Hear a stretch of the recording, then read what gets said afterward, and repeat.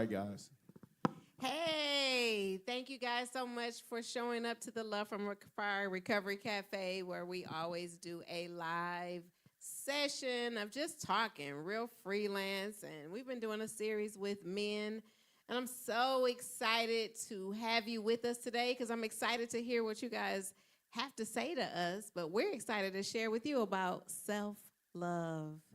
It's so important. This is week of love. Like, listen, let's be clear. We know all these people about to make the people who don't have somebody a little upset, jealous, envious, whatever that. But they going to be falling out next week, so don't worry about it. Right. Trust me, you're going to be fine. Valentine's love. You can just, absolutely. It'll just happen. You got like a couple more hours to kind of look online and see them fake it. And then...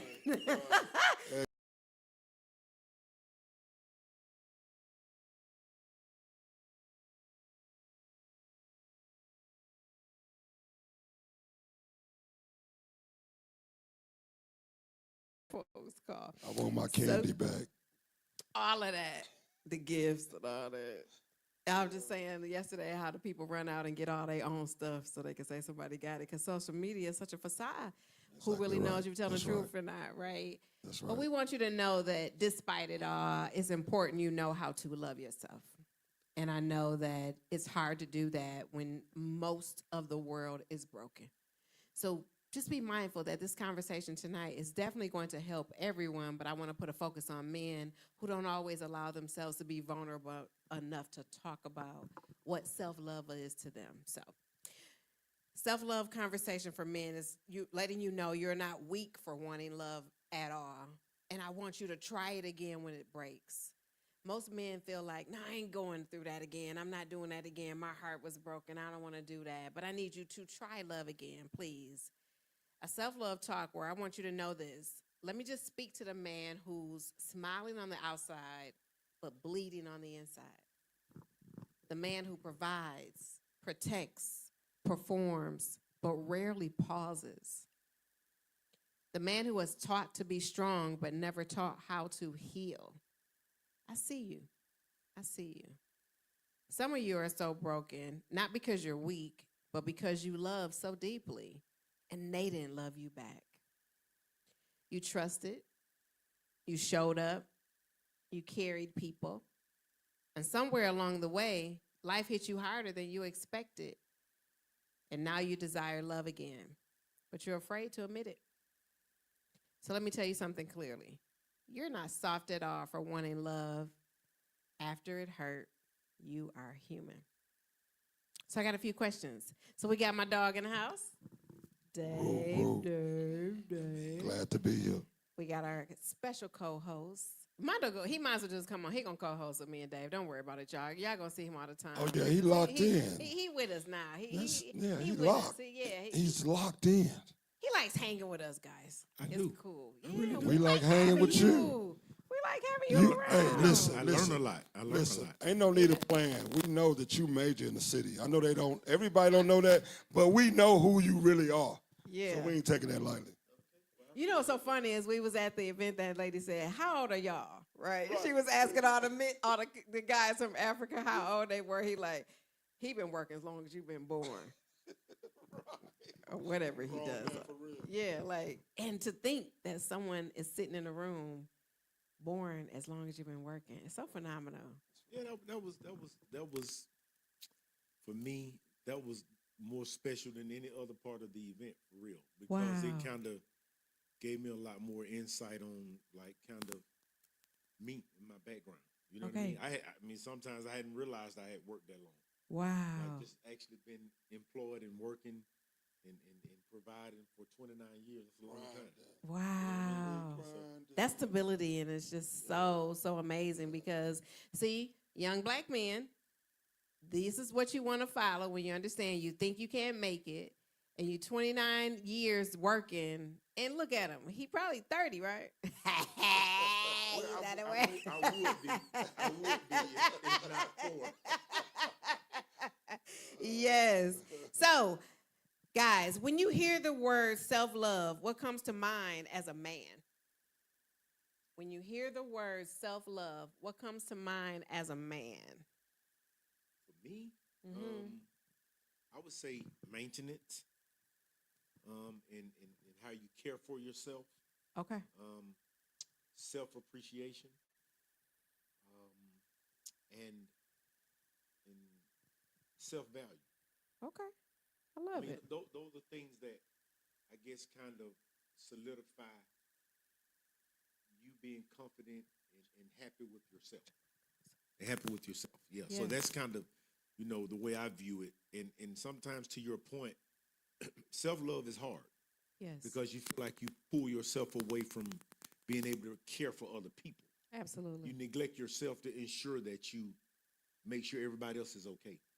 And that's what's so hard is because most men, being the protectors and providers in the home, it's often you are left last because it's like, well, I got to do this. I got to get home because I got to pick my daughter up or pick my son up or drop them off. And then my wife needs this. And then my family needs this. Oh, I got to get to my mother's. Or I got to, all of those things. And then when do you come in?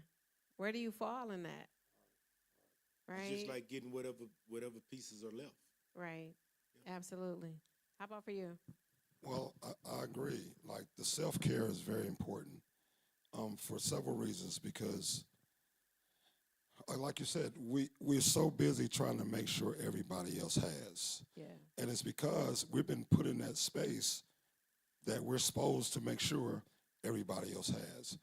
And we forget, or not forget, but we put ourselves on the back burner. Yeah. You only have a certain amount of resources. You got to pay the bills, the mortgage, the car note, blah, blah, blah, blah, blah. And then you be like, I'll get a haircut next time. Mm-hmm. So you effortlessly put yourself back for priorities? Real men do. Real men do. Got you. What about the boundary with that? Well, it depends on how you set up. Like the boundary may be, I have only so much to do and give to my family. So the boundary be, I just got to do all of that. I don't Okay. get a chance to cross the boundary because I don't have enough left for myself. You see what I'm saying? So Yeah. that's kind of how it happens. Well, it has happened for me that way. Well, I had to make sure my household was complete and stable and everything, the cars and the house and the food and the pizza and all this other stuff. Yeah. And then I would look around and say, man, I only got a certain amount of resources left to get me to my next check or next time I get paid. Yeah. So I have to be like, you know what? I wanted to go buy me a new suit. Yeah. That's going to have to wait. Okay. You know what I Real mean? men. So, yeah, Real yeah. men. I Yeah. love it. Me, honestly, I've never really been able to set a boundary. And I guess what I mean in today's point is that selfish and unselfish real man behavior and mentality where you say, I mean, I could pay this bill late if my daughter needs to get, some shoes for Honors Day or, just an Whatever example. it looks like. But whatever, you'll make that sacrifice Mm-hmm. because you've been trained and you've been programmed that that is what is supposed to happen. Yeah. When, and like he says, I mean, I never tell my daughters no, because that would be uncomfortable for him, because Gotcha. and for me too, because that's not something that they're accustomed to, and so we're just pre-programmed. Like sometimes I feel like a robot. I know I got to pay the mortgage on this day. I know I got to pay this bill, and if it's something left, it's something left. If it's not, not. But you notice what he said, Dr. Williams. He said that if his daughter needs something and the bill is due, we all have made payment arrangements. I made one the other day. Yeah. So he makes sure his daughter gets Mm-hmm. the payment arrangements comes up. He makes sure the payment arrangement is paid. He still don't get nothing. Yeah. You see what I'm saying? Is that to prevent the expression of emotions that you'll receive if you don't do it? Like, is somebody gonna get let down and you don't want to see that? It's the disappointment. Got you. Like I mean, the way Dave expressed it really kind of really confirms what it is. Like, yeah. you just don't want to be the one to be able to deliver that disappointment.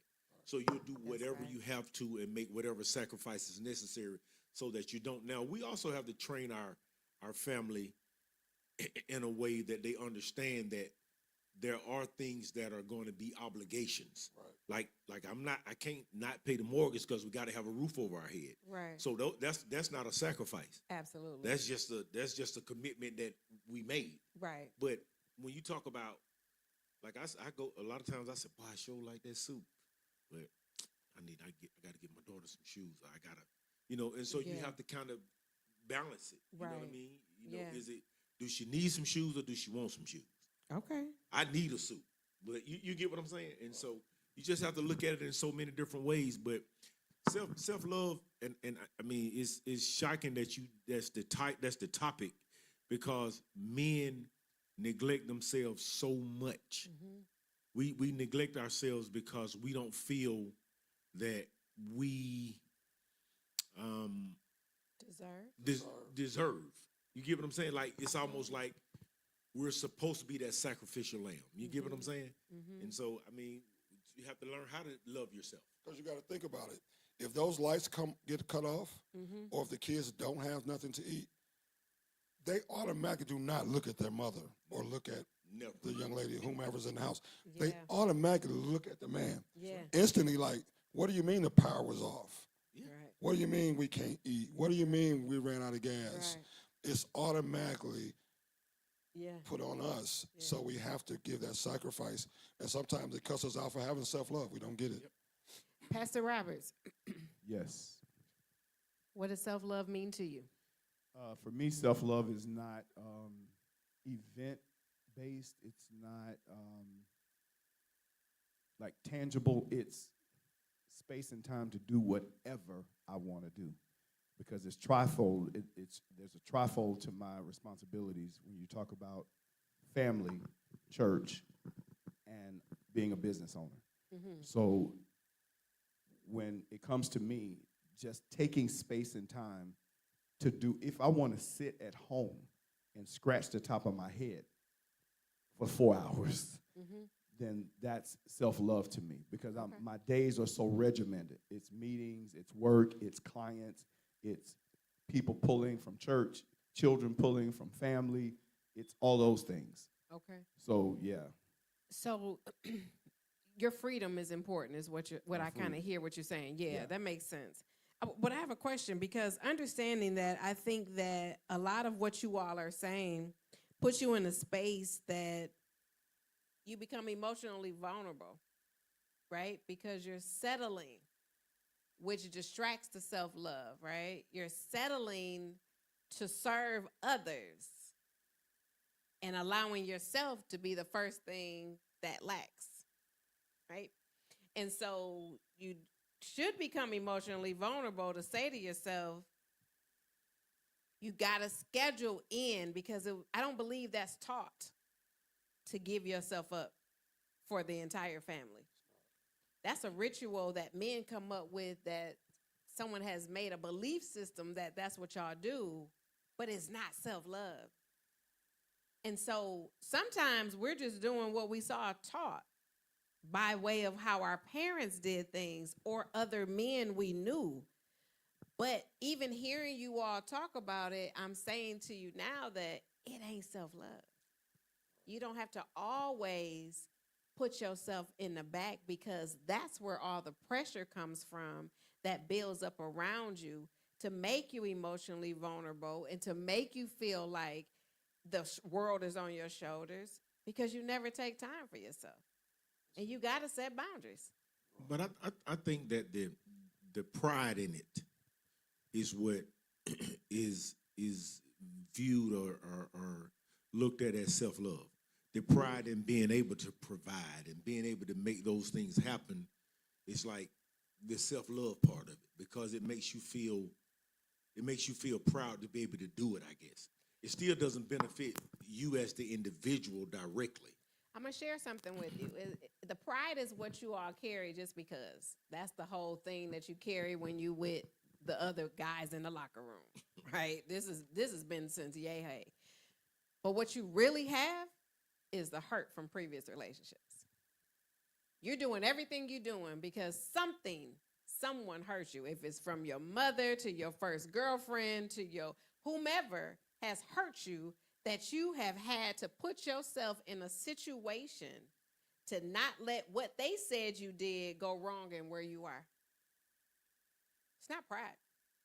It's proving you're not what they said you are. And someone hurt you. And when they hurt you is when you decided that ain't gonna happen no more. So I'm head up, chest out, shoulders back. This ain't what we doing, right? And so you put yourself in an experience. So what experience hurts you the most in relationships? Because that is what changes you to be that person who quits on himself for others. And let today be the last day. Because you can still be fathers. You can still be head of households. You can still be protectors. You can still be providers. But you ain't got to be last. You just don't have to be, right? Because if you last, the whole family is last. Because you're the head. Yeah, and it went back to what you just said about what we were taught, what we see as coming up, and what we were taught. And when you said that, I had an image. I remember my dad several times when it was time to eat, he would tell my mother, have the kids ate? If a certain part of the food, give it to the kids. So he was a provider. So when I come up, I always be like, hey, did the kids eat? No, did you guys do this or you guys do that? So I always was in that space. So, but as I got older, I started trying to give myself love, like make sure I'm good, make sure I got what I need. And I would do it, bad or not, I would do it secretly. I would like, when I got off work, I would just go to the mall, go to the store and buy what I'm going to buy. And then I go home and figure out what we need. But you know what's so interesting is that oftentimes was done in struggle. Right? Your dad saying, did the kids eat? I ain't got to, right? So I'm guilty. I was a parent who went to bed hungry because I had to feed the kids until I wasn't. Once you come out the struggle, what it is either time management or somebody don't know how to buy the food at the store. You just didn't get enough. There should be nobody not eating in this house, right? So whoever didn't balance it out to be like, well, it's 8 people in the house. Why is there 6 pork chops? Well, mine was different. I guess mine was the opposite of Dave's. So I saw so much, I don't want to call it neglect, but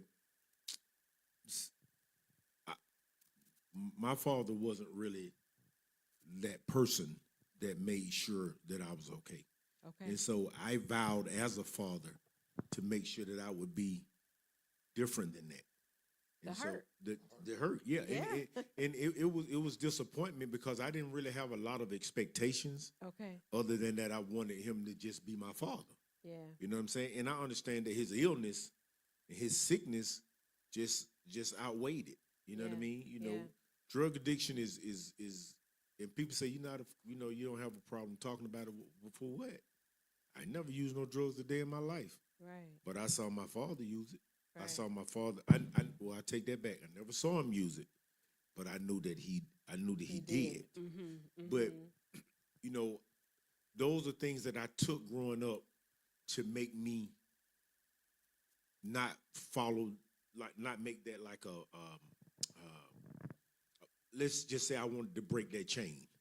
Or I wanted to kind of disconnect from that stigma. You wanted to cut that off. Yeah, I wanted to just cut it. You get what I'm saying? And so, you know, and in doing that, sometimes you end up neglecting yourself because you try so hard not to be what you experienced or you saw every day. Absolutely. Yeah.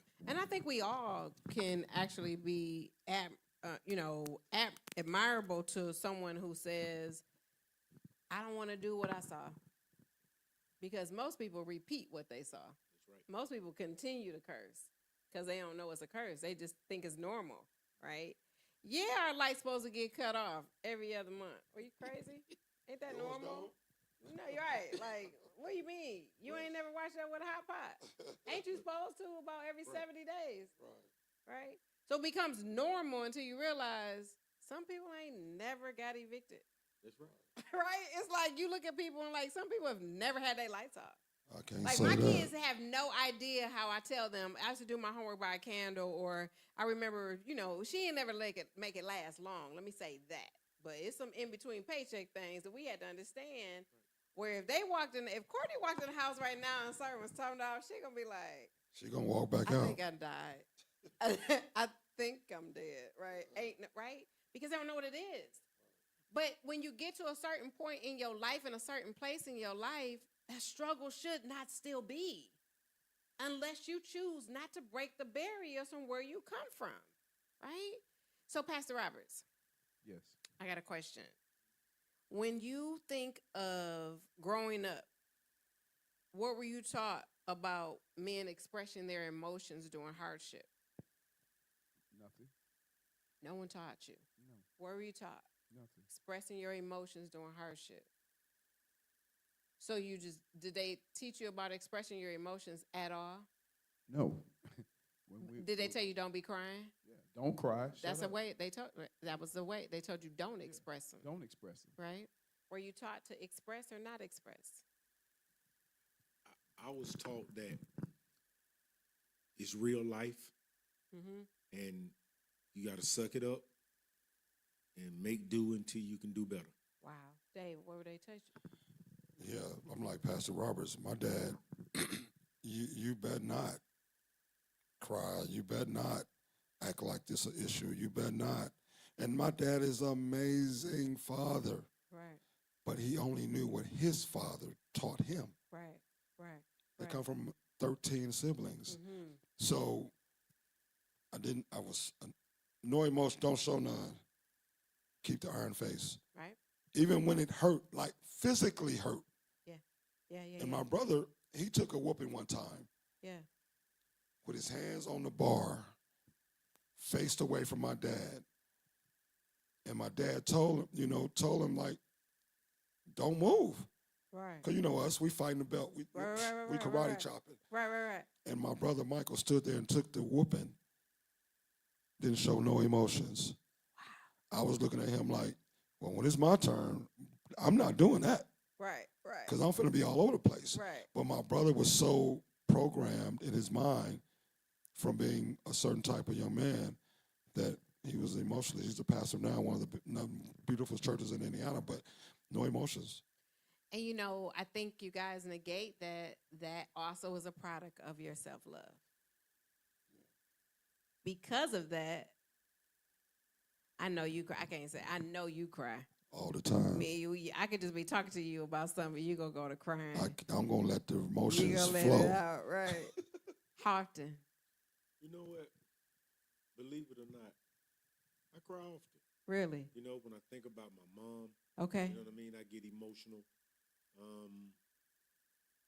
It just depends. If my kids have an accomplishment or something, Okay. those kind of things, because I don't know, it's just like, it's not even sadness. Okay. It's just that emotion. You know what I mean? And you're expressing it. But just freely Right. relieving it myself. Absolutely. Often. Come on now. I could be in the pulpit, start talking about something, and break down and cry. You be crying? I'm a very emotional person, so I'm the youngest of about 17. Yeah. So, your mom leaves. She leave you with your sisters, not your brothers, because your brother's gonna mistreat you, put you under the bed, put you in the closet. So my sisters, my sisters would teach me that expression was okay. But when I got back around my daddy and my brothers, I had to suck it up. Yeah. And be somebody that's totally different. So now in my adulthood, Yeah. I ain't got no problem. So now we're gonna go back to I asked you about being taught to express your emotion. Mm-hmm. Right? I'm gonna ask you again now that you all share that you cry. Mm-hmm. What taught you then, not who, how to express your emotions that you let the floodgates out? You all think about it. What taught you that now you express yourself because you do cry? What taught me is Yes. I feel better afterwards. Absolutely. I'm mentally stable afterwards. I Mhm. have peace afterwards. Yes. As long as I'm internalizing, I'm in turmoil. Yeah. Mentally, and I can't rest. Yeah. And then you find yourself walking around people on eggshells. But when you get it out, and you get it out in a loving way, you're able to then say, you know what, I ain't got no, because one of the things I don't do, I don't abdicate my personal authority to anybody. Okay.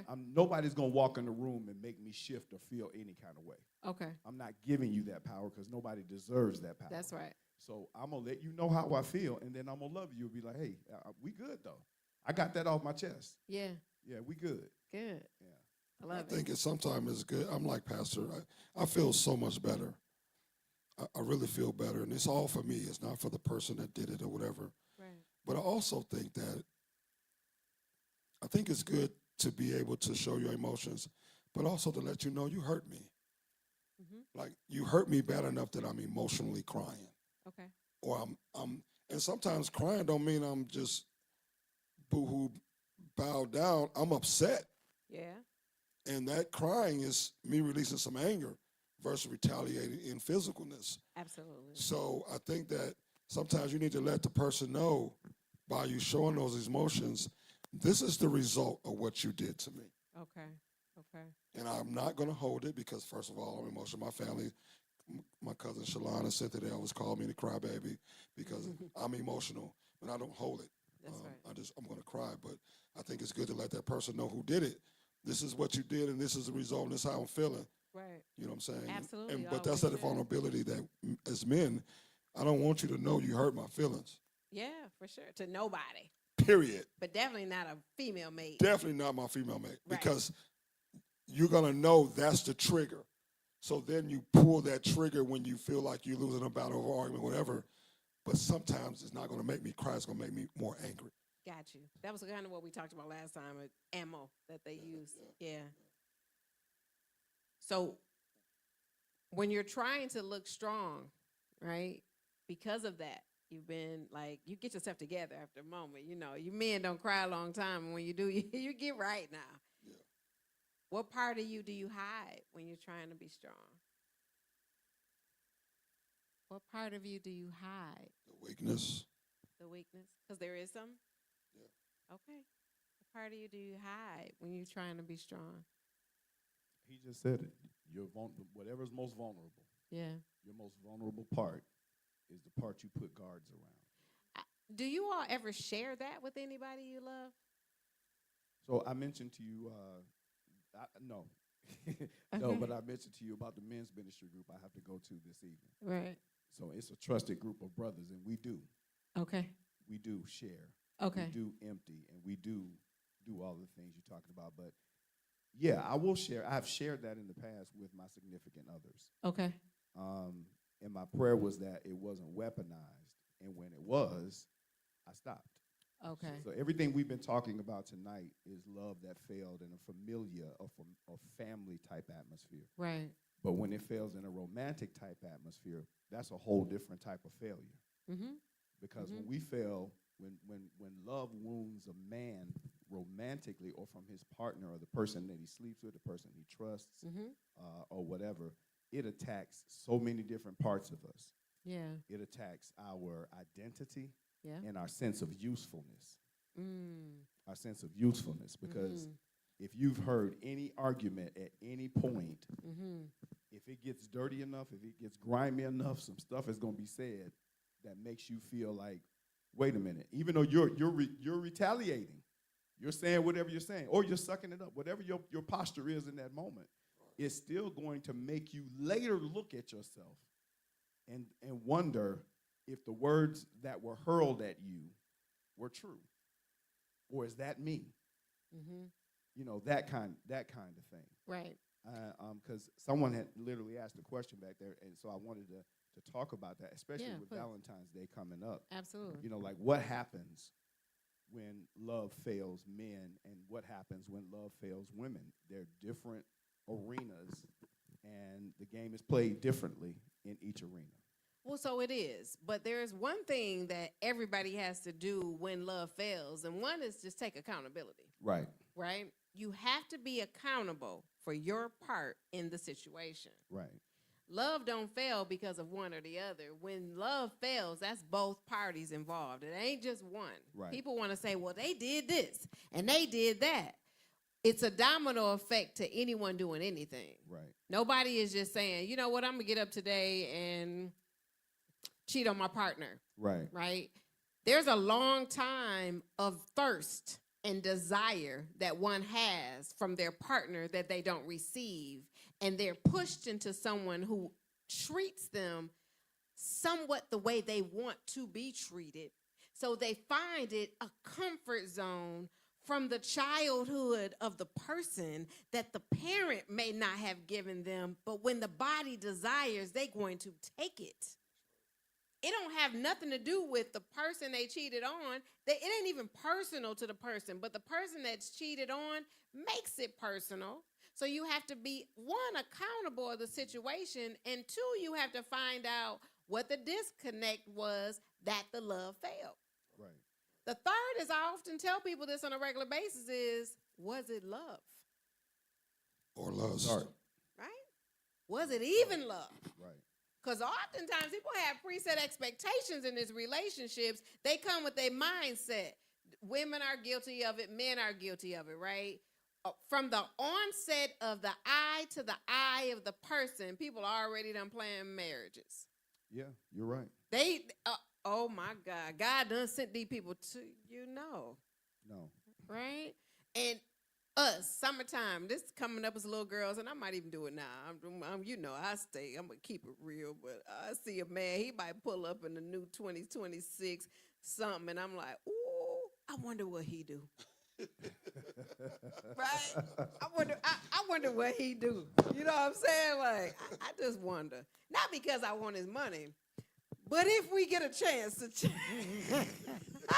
change numbers, you know what I'm saying? So the preset expectation often lasts too long. So you mentioned preset expectation. Mm-hmm. You know what people also enter into relationships with? Unspoken expectations. One of the same, Yeah. right? They're one and the You same have it because preset in your mind, but you have not communicated to that person what you're expecting from life, from marriage. And then there's duality to that, because then maybe if you have spoken it to them, then the onus is on them to understand your expectation. And what if they give you a false presentation of who they are? well, see, here's the thing. It's never going to match up, Right. right? This is the reason it's never going to match up. You got in your mind what y'all relationship going to be because you didn't speak of it with the other person. Right. And when it fails because you didn't even speak of it, you blame the person, Right. right? And oftentimes it's more women doing it than men, because men, y'all easy. Y'all really easy. But people make it hard because they come with trying to change you into being what they think they want in a relationship and not asking. Right. Or what the last relationship didn't have. Exactly. And this is what I'm going to make you be in my life at this The point. current relationship. Yeah, so it ain't that the love failed. Right, What I'm it sorry, was is, Minister David. it wasn't that the love failed, is that oftentimes it never was love. Right. Or it was never structured to be love, because it was never, like, to your point, it was always unspoken. So you never communicated expectations from either side. Right. If you go into a situation where it's going to be matrimony, for example, then there should be communication about, what are some of your expectations on both sides, and things that may not be things that you're comfortable with, so that you know where the balance is. Yeah. But people just go in and say, well, she pretty and I like her, and I'll grow her the way I want, or I'll grow him the way I want. Mm-hmm. And then in doing that, to your point, you try to change what the person is, and they don't acclimate. Mm-hmm. They said, no, that's not who I am. That's not what I do. You know what I mean? And so that's where the controversy comes in. That's where the problems come. Yeah. And then that's how people get pushed out, or get, people kind of separate. That's why it's 50% of the marriages in the United States end up in divorce. And I never understood that. I'm like, why you get married in the first place? Well, that's a good point, but I'm gonna tell you, and not to even piggyback, I want to put, because this resonated in my spirit while you were talking, was oftentimes, and I want you all to ask yourselves this, right? How often did you meet your mate and say, can we make this love safe? What does safe love look to you, right? What does that look like to you? Ooh. Never. Never. Never. Never, that's- Never even hold on. heard. Never even what? heard it. never asked that question? Never even No. considered. Consider that. That's right. Considered safe love. That's Right. not even, because putting the word safe before love is an oxymoron to me. It would no, you're right about it. Oh, But I'm yeah. saying, as a Yeah. man, it's an oxymoron because we consider love to be safe. Right, Right. right. That's So why we're not prefacing asking the that. word love with Right. safe. Right. But when he was just mentioning, he was like, dang, a lot of people, marriages divorce, right? People divorce. They never knew what their love, they never knew how to make their love safe. So Right. they would stay. Yeah, And but tell me safe- if but you're confused on what I'm saying about I'm, safe I'm, love. I'm so confused Okay. because I mean, when you use the terminology safe love, to me and to Pastor's point, it's almost like you set a preference for how love has to be, like how it has to be. You know, Nope. like love is not designed to be like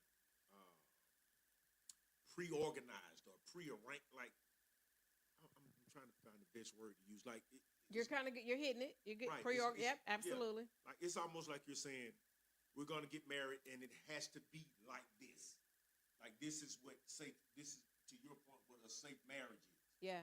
Like marriage is something that takes effort and you know Guys, I'm gonna ask you to speak into your microphone. and, People are and saying- support Okay. from both sides. Like it's not meant to be easy.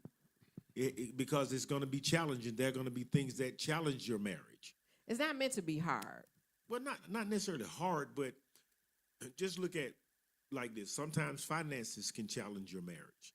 Sometimes, you know, people. When you think of finances challenging a marriage, though, why does finances often challenge a marriage? when it's Somebody don't know what. somebody don't know how to manage. Absolutely. No, I got So for it. every intake of every reason that there's an issue is because someone is not equally yoked with the issue. There's one person that knows it well, and there's one person that doesn't. Well, that's And what- because they're not communicating. Absolutely. So let me explain to you what I mean by safe. Safe is what bothers you. No one ever asks that. Safe is what would break your heart. No one ever asks that. Safe is how can I hurt you? No one ever asks that. Safe is what has hurt you before so I don't do it again. No one ever asks that. When people get into relationships, they be so geeked up to be in a relationship, they forgot to ask the questions that's going to keep the love safe. That's me. Right? So when they get into relationships with new people, they so excited to be in the relationship with the person, they forget to ask, what can I do to keep this love safe, right? So you can say, don't pull the trigger and use my things I shared with you as ammo, right? Because we know he don't like that. You can say, my kids come first. You know what it is. Whatever. I'm just showing things, right? You can say, these previous relationships I had was this. This is what keeps it safe. Now, the clear part about it all, everybody, is the moment you break that for me is when our relationship ends. As much as I love you, I got to protect me. Because if you do it one time, you're going to do it again. Absolutely. It's going to be a pattern. So you got to keep the love safe. Now, here's the bearings on when you talk to someone who you want to spend your life with, right? We dating, we want to be married, we want to be this. Can I trust you to keep the love safe? And No, that's a very relevant phrase. I'm just Absolutely. saying, especially younger men. No, That's not a people. phrase we're accustomed to. No, or, no, no. Or not even men. we're, Okay, yeah, no race, no age, no gender. right. If we young shifted people. that, is what I'm saying. But us, well, this gentleman's still married. I'm not married anymore. David is engaged. So no, now I am clear in terms of what to communicate about what I expect. Right. I am clear Okay. to set boundaries, to say if these boundaries are crossed, it's a game. It's a what is it called? Game over. Game over. Yeah. Game over because deal breaker. It's a deal breaker because as Minister David said, if you did it once, you're likely to do it again. Because what I'm learning about your behavior now is you've been exposed to some trauma, Right. and you're bringing that face forward in this current relationship or in your style of communication Right. or in how you treat me. So now, if my antennas weren't up, my antennas are up and back down because I'm done. Absolutely. And so those are the things that you have to say. And I'm interested. I want you to know because you are the married one on the panel, for lack of better words. But what behaviors will each of you not tolerate? what behaviors will you not tolerate? Because you've been married so long. I think there's a great balance there, right? Yeah, I mean, things that I like here and now, or just in period, general. yeah. What will you Yeah. not tolerate? Like disrespect. Okay. Yeah, because I'm like, as a man, I just, it's hard for me to accept it. You know. Define it though, because I think it's individualized. I asked some women this, and they told me a few different things on what they felt was disrespectful from a man, So like, which is interesting. so like belittling me, like Okay. Right. like making me feel Less of like a I man. don't make like less than. Yeah, I got you. Or berating and berating me. Yeah, got or- you. Yeah, Okay. like those are things that I would be very reactive to. Okay. You know what I mean? Okay. And those are things that would really, because I'll shut down. I got you. I got a word for that. I don't mean to cut you off. Okay, no, it's fine. Emasculate. Emasculate, absolutely. Mhm. And that's when your words are attempting to separate me from my manhood. Absolutely. Right. Yeah, Yeah, that's and right. it attacks my character and makes me think I'm not who say I am in the moment. Right. And then that's what the harsh part comes in, because it takes y'all a minute to get back to who the man you believe you are because of what they said. We got to right? talk ourselves back into it. Absolutely. And more dangerous than talking ourselves back into it, we have to now look for validation from something. from words of other people, whether it's Absolutely. friends or family Yeah. or whomever else. Hence is why it starts the domino effect of divorce. You feel me? Yeah. So it's always a domino effect of it all. That's why I said you have to know what you tolerate. What's your behavior break? Oh, most definitely disrespect. And I remember asking a group of men, and I'll ask this question, and maybe somebody might chime in or tap in. Would you rather have love or respect? I immediately said respect. Because if you respect me, you gonna love me. But you don't have to. If you love me, don't mean you gonna respect me. That's a good point. Because I know so many women who are just disrespectful. But they love their partner. Or They do love him. Do they? But they disrespect. Well, right. That's a good question. Because Well, here's the Right. thing. but do you Right. really? Do but do you really love me? Yeah, think about But you it. constantly disrespect me. So But they don't kind of go think, together. yeah, because I think if you respect me, You wouldn't do that. you wouldn't say that. You That's wouldn't do right. that. You wouldn't always bring up the things you know about me in my last relationship, my last marriage, or whatever, or when I went to prison, or what I didn't do, or I shared with you I got evicted and I had to sleep at the hotel. You wouldn't be, oh, I remember when you was a bum. Now you around here. You're not gonna use that ammunition and disrespect me if you genuinely love me. Well, in all fairness, women use that because they can't fight you, right? And remember you were saying, the only reason I'm crying when I'm talking to you is I cannot knock your head off. Right.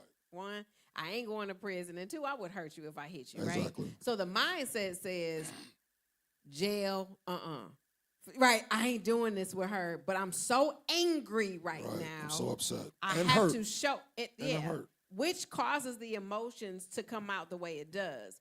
But if you start finalizing these conversations in the beginning, is what just no one does, right? If you want to be clear, the average person meets someone, they decide by intercourse, then they decide by how they made them laugh, how they made them feel, and all they did was made you feel better than what you did from the stuff that you're hiding inside of you that no one knows about for real. But Dr. William, I'm sorry, Dr. Bass, go ahead. Well, I wanna get at some of the questions that are being asked. Absolutely. So we can bring the audience in. So Minister Toledo asked, and then, before I get to Minister Toledo's question, I want to address Pastor Terry's statement. Pastor Terry's statement says we should not look for validation from people. We shouldn't look for, and so I want to speak a little bit on that, because Pastor Terry, we know our ultimate validation comes from God, but in a trusted relationship, air quotes, trusted relationship, you are looking to that person, your spouse, to build you, which is a form of validation, to respect you, which is a form of validation, to speak life into you, which is a form of validation. So when we speak about validation, we're talking about relational validation. We're talking about the type of validation that comes and that should reside in a marriage or a committed relationship. I just wanted to clear that part up. And then Minister Good Toledo. point. Great point. Minister Toledo asks, do men actually break differently than women after losing love, or do they just express the pain differently? do men actually break differently than women after losing love, or do they just express the pain differently? So I want to answer that, but I want you guys definitely to answer it from experience, right? Not manhood. Right. When you answer that for her, I want you to answer it from experience. Everybody handles a break differently. Right. No race, no age, no gender. Everyone handles a break differently, and the reason is they handle it based on the last break they had.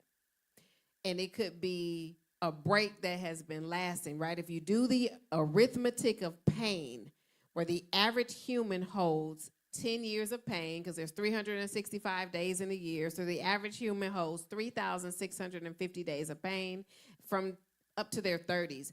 Those are in their 50s, it's almost double that. Why? It's because you got this childhood trauma that's unresolved, the issues from the first person that you had a relationship with that didn't work. People always seem to think that because the next relationship came and it trumped the last relationship, it would sound crazy to the world to be talking about the relationship that was broken, because people are like, what is wrong with you? Do you know how long ago that was? But if it's unresolved, it's unresolved. Right. And most men still have unresolved issues because it's not manly to be talking about something that lasted so long ago, and they want the next relationship to trump it because it covers up and masks their feelings. So express that, right? And I want you to think about this, because this I want you to think about. I want you to think about your first relationship, your last marriage, and your current relationship. And I'm calling on you because I want you to share. You have been a different man in all three. Right. And I think that one of the biggest parts of all the three of those relationships, I just didn't want my spouse or my significant other to be the one that hurt me the most. I can expect it in the street. Yeah. I can expect it from people that's random, Mm-hmm. but not my girl, Right. not my wife. Right. Like, Not your safe place.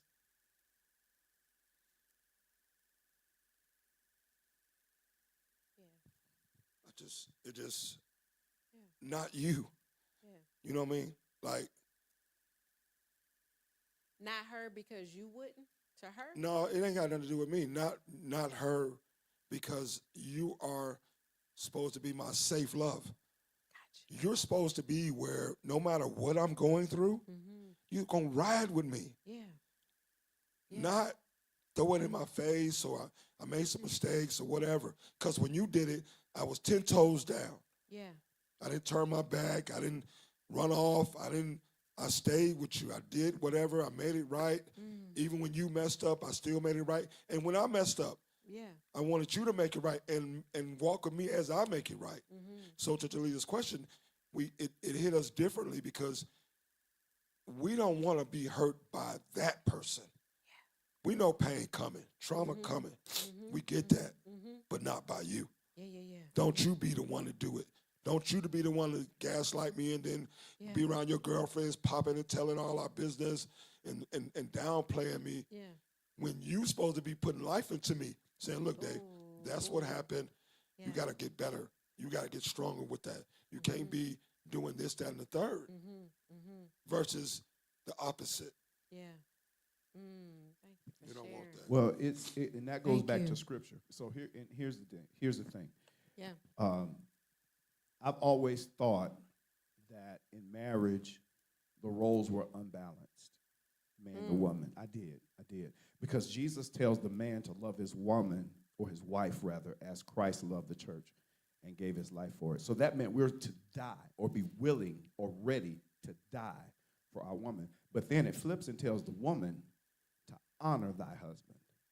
Well, how many times are we're going to be asked to die for our wives? Not very rarely. I mean, not very often. Right. But they are always charged to honor us. That looks different. The complexion of that looks different from relationship to relationship, from marriage to marriage. That looks different. And that's cool. But what you're speaking about, D, is that honor is a covering for the man. That means, it doesn't mean that you agree with everything I say. It just means you're not getting ready to put me on Front Street in front of folk. When we get home, tell me, say it. But when we're out, cover me. Cover me, because that's what I'm going to do for you. And not that my behavior is predicated on yours. My behavior is predicated on what I'm charged to do. But by the same token, you have a charge as well. And if that's your charge, uphold your part of it. Because like like Minister David said, it can't come from you. But I think that was so powerful that he mentioned it. Also, again, I want you to make sure that you share that and create safe love so you never feel that way again. You got to have those difficult conversations. Yeah. And don't feel vulnerable emotionally as a man to have a difficult conversation with the person that you have created as a mate. Because the man that finds a wife finds a good thing. Not a girlfriend. Right? Not That's a right. girlfriend. Right? A wife. She A gotta be wife. That when you means find that her. means she's a wife when you find That's her. right. Right. So that means that sharing with her that you want her to make sure y'all love is safe shouldn't be a hard topic, right? And then you don't have to feel that way after it happens. The difficult conversations have to come, even if they have never came, they got to come. And you got to say, hey, are we safe with our love? And they're going to say, what you mean by that? Right. And you got to say, are we safe with our love? Let me tell you what I mean by safe. And all of y'all definitions may be different. But that's what gives you the self-love, because as the man, you're able to protect, provide, but know that you're safe in the love that you're creating with people. No one should define the love you have with them. No one should say that their love for you and with you is by their boundaries, right? You both should have boundaries, but they should have some safe terms attached to them so neither one of you cross them because you care that much about them that you don't do it, right? I want to close out with this because I know that this has been really amazing. I just kind of almost want to. I say we do a part two. I was just going to. Are you in my head? Probably because this where I'm up here where you be. You probably got some kind of connection. Right. But no, I think that we will. I think we'll come back and do a part two on this because I don't even want people to think that just because this is the week of love that we got, this is the only time we need to talk about this because we need y'all. I know a lot of people want to say it, but our black men and men, we need y'all. And so you are only good to us if you are mentally and physically and emotionally sane. And Dr. Williams, can I just say something real quick? Absolutely. And it's a little bit of a trauma. I'm over it now, but Valentine's Day is not a good time of the year for me. And I won't go into it, but that is when 2 days prior to Valentine's Day, or maybe a week before or whatever, that it was decided that I would be divorcing my ex-wife from 26 years. So Valentine's Day is not really, and I had a guy come out I had him scheduled. He was a pianist, organist. He was to play 4 hours. The chef, shout out to Chef Savannah. She came and cooked, and the guy was supposed to play. He played all while she was cooking, all while the dinner, all the evening. And after we had this conversation prior to Valentine's Day, I said, hey, well, listen, I know we're getting ready to get a divorce, but we got to go through this. It's been a band. You know what I'm saying? So regardless of the fact of what we just decided, we still got to do this. And that was the most uncomfortable thing, to sit there. And I remember after everything was gone, the chef was gone, the guy was gone, and we were just kind of sitting on the couch like, wow, this is how it ended. And no pun to her, like, we made this decision because that's what we thought was needed to be done. And it was, but Valentine's Day is really like, Well, here's the thing. Great time to come in on that because I got one other point. I want Ramondo to mention why is that. Now, I want you to know that divorce is death to a relationship. Never forget that, right? And I know how hard that hurt. But now tell him why Valentine's Day is not so good to you, and maybe this will give you a different insight if you could care to share. Sure. So my mom had a stroke on Valentine's Day, and so I had actually brought her Valentine's Day gift that evening, and she had a stroke later that evening. and as a result, she passed. And so, you know, Valentine's Day was always important to me. I got 5 daughters. I got a wife. You know what I mean? I got a sister. And, you know, I was always happy to be able to give them something for Valentine's Day or be able to share some kind of experience with them. But after that happened, it just had a different meaning for me. It didn't take away, you know, from anything, but it's just I didn't have the same capacity to be like mushy. Yeah. So. So y'all have 2 different reasons why Valentine's isn't what it is. And I just want to leave this with you all tonight, right? Make a commitment to earn your space with yourself for love. And then commit to others with love. Because you cannot be great to others with love if you're not good to yourself with love. Make a commitment to be good to yourself when it comes to love. Know what self-love is. It's not going to be a definition you can give that you get from someone else. Define self-love for yourself and make a commitment to be good to you so that you're good to others. I promise I'll answer the questions on Facebook. I promise I'll get to them. I'll go through them tonight. I'm not leaving you all. But we just want to get it. And I know that as we get more frequent with this, I think we're going to end up kind of doing like weekly if we can. It's only important. I always get so many people like, man, 2 weeks is so far away. So hopefully we can come in and try to do it more frequently because I know people are yearning. But come on in. Come in. We're here. Right. There's people in the Pull up. sanctuary. Come in. And then that way we can keep talking if we need to. But feel free to reach out. Inbox me, inbox Pastor. And just know that we're here for you. And we try to hit every topic that we can. And we want men to know, as we do want women to know, protect your heart. Heal what is broken it. But also find a way to love again because you deserve it. Happy Valentine's Day. Happy Valentine's Day. Happy Valentine's Day. Happy Love Valentine's Day. Happy Love Day. See you later.